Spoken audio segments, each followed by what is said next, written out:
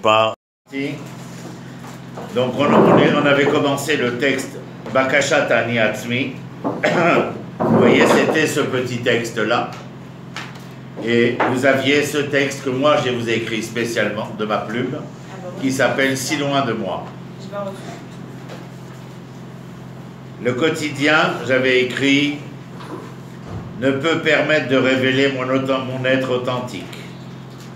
Je vous avais appris le mot shigra, c'est-à-dire l'habitude. Je vous rappelle le mot shigra qui était les mêmes lettres que le regesh et le gesher, c'est-à-dire que la shigra c'était la ligne droite, plate, le regesh était, comme nous appelons les signes en cardiologie de fibrillation ventriculaire, les deux signalent la mort.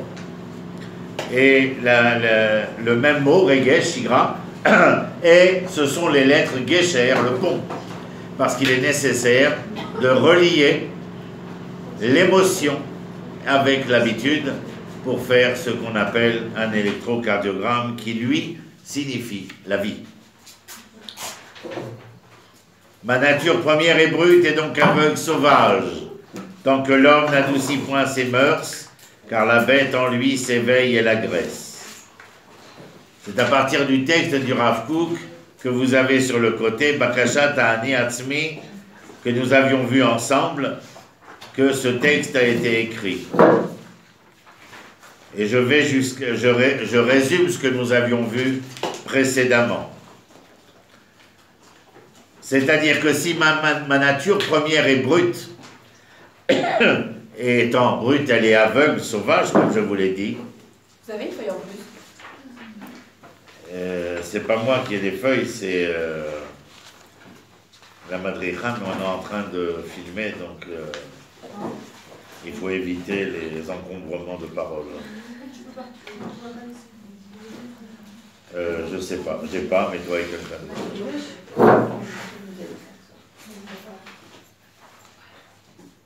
Donc si l'homme n'adoucit point ses mœurs à travers sa première nature brute, c'est-à-dire qu'on nous rappelle d'une certaine manière le propos du Tanya, Rabbi Shneur Zalman Miladi, entre l'âme animale et l'âme divine de l'homme, et que si l'homme n'est pas à même de faire de cette nature brute une véritable nature divine, eh bien la nature qui prendra le pas sera la nature animale, et donc sauvage, aveugle. Et elle s'éveille, bien entendu, cette bête qui est en lui, et elle va l'agresser. Non pas nous allons devenir agressifs, mais nous allons être agressés. Et c'est parce que nous sommes agressés par cette nature brute que nous allons rendre seconde nature. Eh bien, que nous allons avoir des comportements et des conduites qui seront inacceptables. C'est parce que nous nous sentons agressés. Parce que nous avons été incapables de gérer, de conduire au mieux de nous-mêmes, que nous devenons nous-mêmes ce que la bête nous inspire. Ne venez pas nous dire, à chaque fois qu'on vous dira « mais comment as-tu fait ceci ou cela ?» et de répondre avec cette première préposition « parce que ». Il n'y a pas de parce que. Enlevez, rayez cette locution de votre langage. Si vous avez fait, si vous avez dit, si vous avez pensé, c'est tout simplement parce qu'il y a une raison. Et arrêtez de dire parce que, oui, mais ce parce que là, c'est pas le parce que moi, c'est parce que c'est le parce que lui. Mais bien sûr. À chaque fois qu'on te dira, mais pourquoi tu as mal parlé? Mais tu as vu comment il s'est conduit? Ben, on peut dire aussi parce que je me suis emporté trop vite et... Ah, mais ma chère, à ce moment-là, c'est vouloir laisser place à l'âme divine et dire à la bête, tais-toi. Moi, c'est donner une raison à ce qu'on a. Mais c'est-à-dire, de manière générale, nous parlons que nous, individus, nous sommes justement mus par cette poussée, par cette pulsion, qui fait que nous répondons d'abord et avant tout à la nécessité de la première nature, de cette nature sauvage. J'ai faim, je mange. J'ai soif, je bois. J'aime, je prends. Mais ce n'est pas la nature divine qui dit, lorsque tu as faim, tu dois gérer ce que tu vas manger, lorsque tu as soif, lorsque tu aimes, etc., etc. Sinon, nous sommes dans un monde de sauvages. Et aucun rapport, le mot sauvage, avec les populations autochtones de certaines régions que les chrétiens conquérants ont voulu appeler des sauvages parce qu'ils n'étaient pas des chrétiens. Bien sûr que non. D'ailleurs, sachez que de manière générale, dans l'histoire, les barbares d'hier deviendront les maîtres d'aujourd'hui et les nouveaux qui se lèveront, eh bien, seront les nouveaux barbares. Donc vous voyez qu'il y a une appréciation subjective de la réalité. Je continue. Lorsque cette nature première n'est pas mise au face-à-face de la nature divine, mais laissée au bon goût de la nature animale, elle est tout ce que nous avons dit précédemment. Si vous pouvez éteindre le machin là, parce que ça fait du bruit. Eh bien, nous allons devenir jaloux, violents. Et la jalousie et la violence, mesdemoiselles, nous rend faibles. Contrairement à ce que vous auriez pu penser de prime abord, la jalousie et la violence ne font pas de moi un être fort, mais l'utilisation de cette force vindicative ou de cette force physique n'est que la preuve ineffable du fait que je sois faible. Faible dès l'origine de ce conflit entre l'âme animale et l'âme divine, entre cette première nature brute qui n'attend que ma présence pour que je sois, excusez-moi du terme, sa propre musique, c'est-à-dire d'adoucir ses mœurs, puisque la musique adoucit les mœurs. Et si vous ne le faites pas, cette violence, cette jalousie, cette animalité, l'ensemble de ces données psychologiques qui ne sont pas des plus positives, va devenir votre seconde nature. Pourquoi agissez-vous ainsi? Eh bien, chez moi, c'est devenu une seconde nature. Vous le dites vous-même. Vous le dites vous-même lorsqu'on vous interroge. Oh, c'est intéressant, mais c'est presque... Non, en fin de compte, c'est une seconde nature, je suis comme ça. Oui, mais nous parlons de la première nature, c'est-à-dire de l'être en vrai, de l'être moi, de l'être profond, de l'être essentiel. J'ai pas fini mon résumé, parce qu'on n'a pas commencé encore aujourd'hui. Et je vous ai écrit, mais vous l'avez noir sur blanc, mais je le refais avec vous. Sans un véritable nettoyage de notre entité, il ne peut y avoir de kedusha. Nettoyage, c'est nikayon. Qu'est-ce que le nettoyage fait? Le nettoyage n'est là que pour éliminer ce qui est impropre à mon vécu, la saleté, l'odeur. Pourquoi ai-je besoin d'éliminer la saleté et l'odeur, par exemple? Afin de pouvoir respirer plus sainement, vivre plus sainement. Alors, c'est vrai pour le sol, c'est vrai pour l'armoire, mais ce n'est pas vrai pour moi. Et je dis dans ce que je vous ai écrit, sans un véritable nettoyage de notre entité, il ne peut y avoir de Gdusha. Vous avez appris avec moi, qu'est-ce que la Gdusha? Insuffler la vie. Là où quelque chose se meurt, la vie y est de moins en moins, mesdemoiselles. Pour que la vie s'insuffle, il faut que le nettoyage se fasse, entre guillemets, le mot nettoyage, bien entendu. Mais ne venez pas vous promettre des choses qui vous sont impossibles à tenir, tout simplement parce que les premiers gestes d'urgence, comme on dit en médecine, vous n'avez pas voulu les accomplir. Le nettoyage. Évitez cette seconde nature qui n'est pas moi. Il s'agit de purifier nos caractères.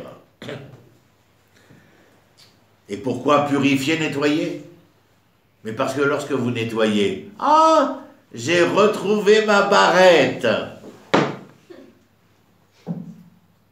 votre saleté cachait la barrette.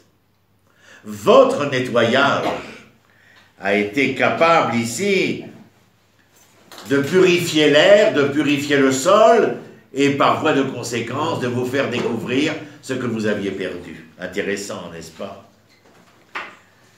Et qu'est-ce que vous découvrez dans l'être? L'essence la plus vivifiante. C'est quoi votre essence la plus vivifiante? Ce que vous êtes, votre âme et conscience. Des fois, vous éclaterez en sanglots, parce que vous en avez marre. Marre, à ce moment-là, de jouer un rôle. Un rôle que la société dans laquelle vous vivez, que les amis que vous avez, ou que le milieu dans lequel vous êtes, vous oblige à jouer, mais qui n'est pas vous. Et il est bien clair que dans ces conditions-là, il faut savoir se reconnaître dans ce nettoyage, dans cette purification, et surtout parce que nous sommes en quête de notre essence la plus vivifiante. Plus vous allez en chemin vers vous-même, plus la terre que je t'ai promise se découvre à toi. Lech lecha mi artsecha ou mi mulatecha ou mi bet avicha el haaretz asher areka. Lech lecha, va vers toi. Mais pour aller vers toi, il faut quitter la maison, le village, le pays, la famille. Mais vers où aller? Justement, la terre vers laquelle je t'envoie se dévoilera d'autant dans une règle mathématique inversement proportionnelle. Plus tu nettoieras, purifieras, retrouveras l'essence vitale de ton être, et plus la terre vers laquelle tu te diriges se découvrira. C'est quoi votre terre? C'est vous.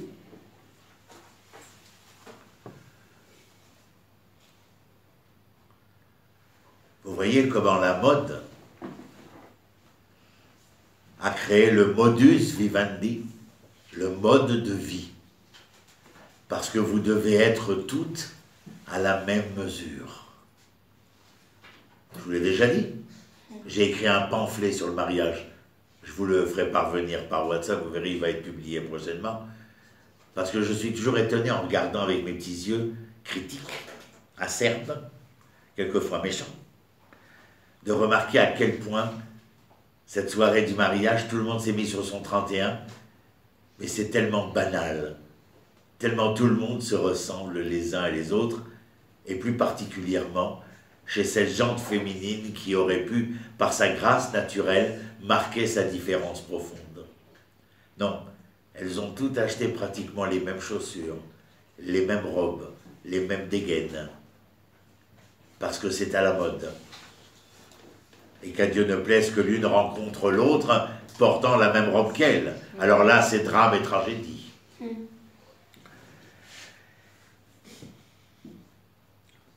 En fin de compte, ce nettoyage, cette purification, c'est sanctifié. Mazel et Kadesh. Sanctifié. Sanctifié, mais vous savez qu'est-ce que c'est qui douche? Sanctifié, c'est quoi? C'est insuffler la vie. Si vous n'insufflez pas la vie, que se passe-t-il? Quelque chose se meurt. Ça paraît tellement compliqué. Si je n'insuffle pas la vie, il y a quelque chose qui se meurt, c'est clair. Pensez en ce moment que vous respirez malgré vous. C'est-à-dire que vous oxygénez malgré vous. Et si on s'amusait maintenant à arrêter de respirer, les filles? Ben, on verra. Non, nous commencerions à mourir. C'est bien clair. Je vous écris ensuite, après sanctifier, il y a, je dirais plutôt consacrer, se consacrer à soi, à l'essentiel, insuffler un souffle de vie à sa vie, à la vie. Consacrer, se consacrer. Si sacré c'est kadosh, alors vous avez compris. Qu'est-ce que c'est que se consacrer à soi? C'est se faire un bouche à bouche à soi-même.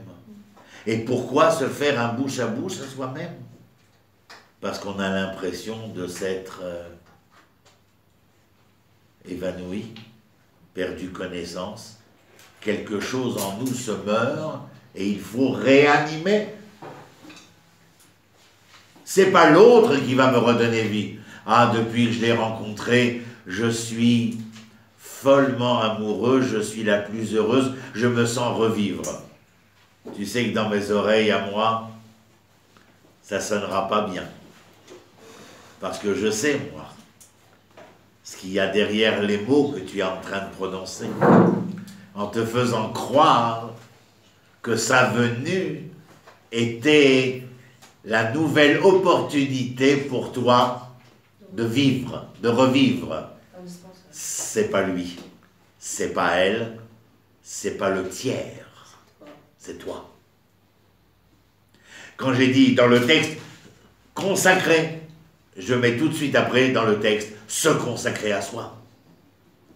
Se consacrer à soi, c'est les kadesh et atzmi. Ah non, moi j'attends quand on sera machin, at me kudesh et li, kedat moi. Oh ah, et elle fait comme ça. Ça nous aide de penser que c'est grâce aux autres. Mais bien sûr, c'est vrai, c'est pas grâce à lui, c'est pas grâce aux autres.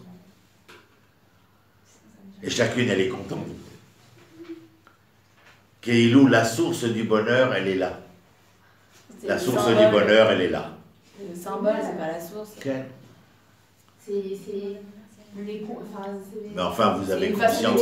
Okay. Mais vous avez conscience que de mon côté amusé, il y a certainement une vérité qui veut être dite aussi. Que beaucoup d'entre nous pensons énormément à ce jour et peu aux autres jours. N'est-ce pas, mesdemoiselles? C'est un jour très différent des autres. Oui, c'est le jour où on va être complète, bien sûr. Bah oui. C'est le jour où tu ouvres la porte vers la complétude possible et potentielle. Oui. Mais certainement pas le jour où tu es complète. C'est travailler, c'est sûr. Ah, that's the point. Vous comprenez? Top, je continue.